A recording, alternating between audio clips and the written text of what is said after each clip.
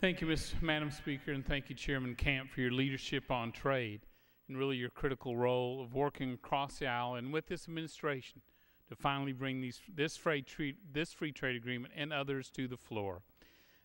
The world's changed. It's not enough to simply sell American, to buy American anymore. We have to sell American. We have to go out in every corner of this world and sell American products and services and agricultural products. But when we do, we find too much of the world is tilted against us.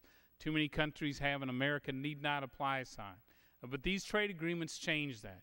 They tear that sign down, and with our best trading allies, they level the playing field and create two-way trade, where it's not just sales into America. We get the chance to sell our products and compete for new customers in their country, and that's critical because so much of the world's consumers live outside of America.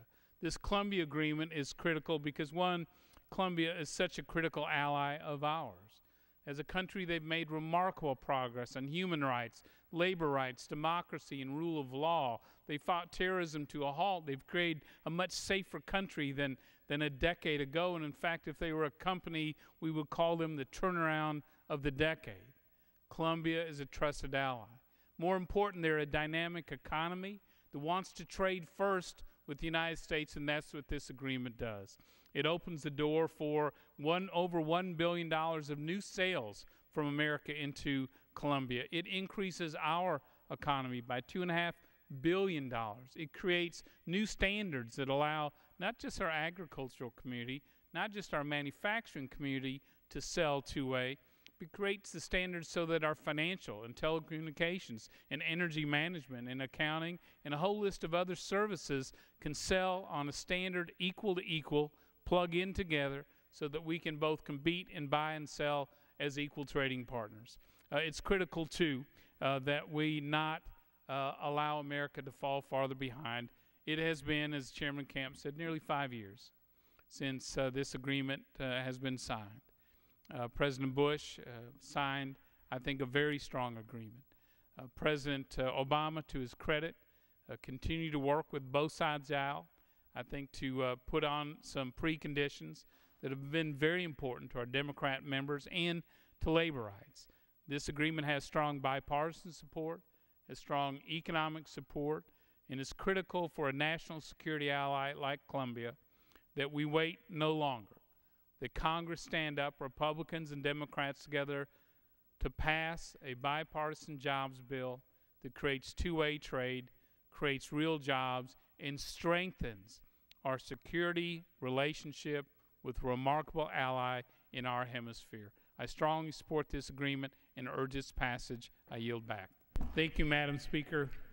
I rise strongly in support of this bipartisan legislation to create jobs in America and to strengthen our relationship with a strong, long-standing ally in our hemisphere, Panama.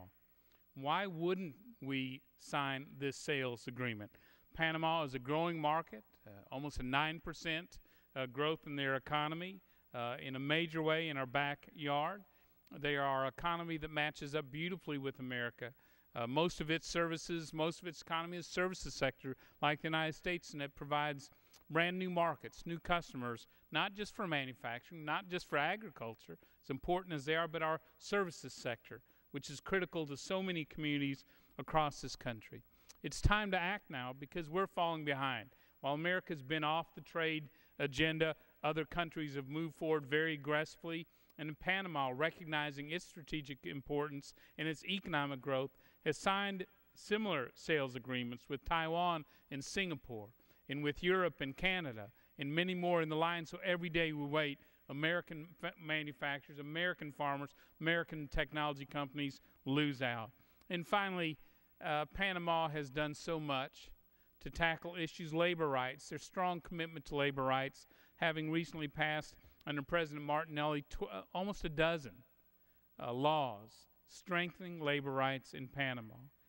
And to address the issue of tax avoidance and tax havens, Panama has signed many agreements, including with the United States, to be transparent to the point where they are now recognized internationally as being as committed to open tax treaties and tax treatment as the United States is today. Mr. Speaker, there's no reason to wait. Implementing the Panama Agreement will benefit our economy.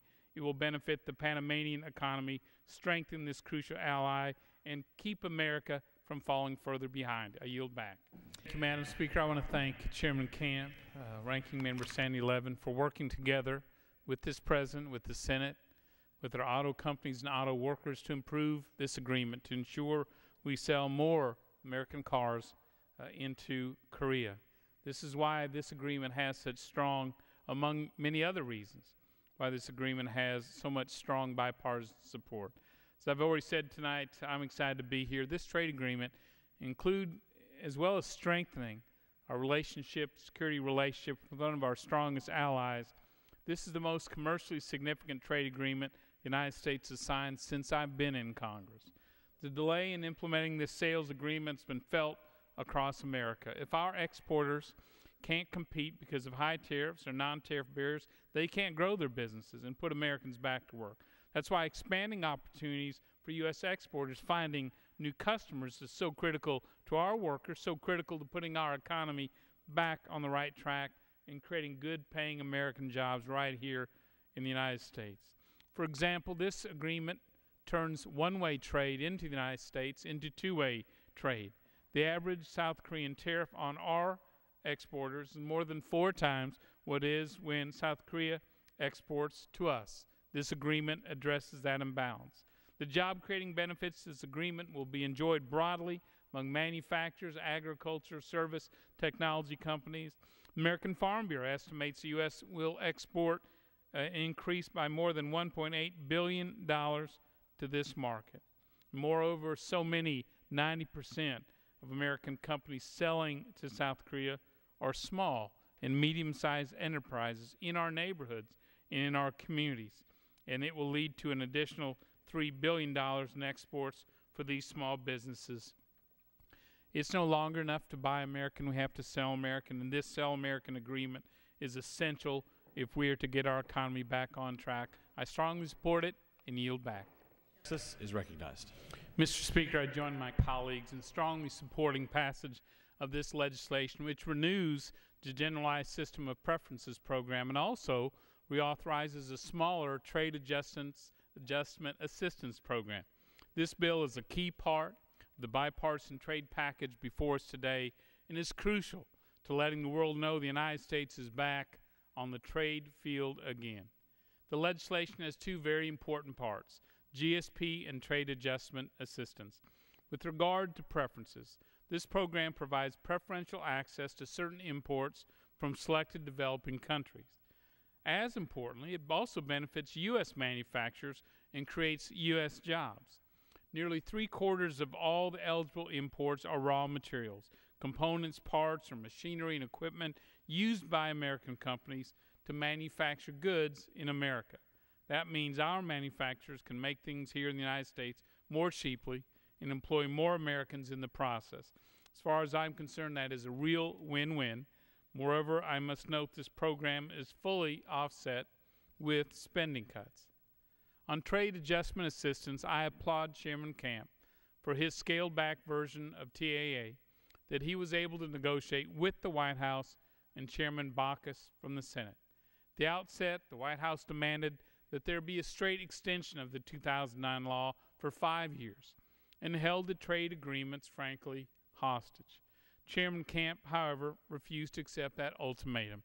He instead negotiated a strong agreement and forced the White House to accept deep cuts to the programs as well as other significant spending cuts, including cuts to other unemployment benefit programs. Overall, according to the Congressional Budget Office, the Trade Adjustment Assistance package cost 1/2 of what the administration had originally demanded and is fully offset with spending cuts. Now, there is fair criticism of trade adjustment assistance. That it is expensive, not especially efficient, and has grown over years to not really serve the people that it needs to. And in this tight fiscal situation, those are fair concerns.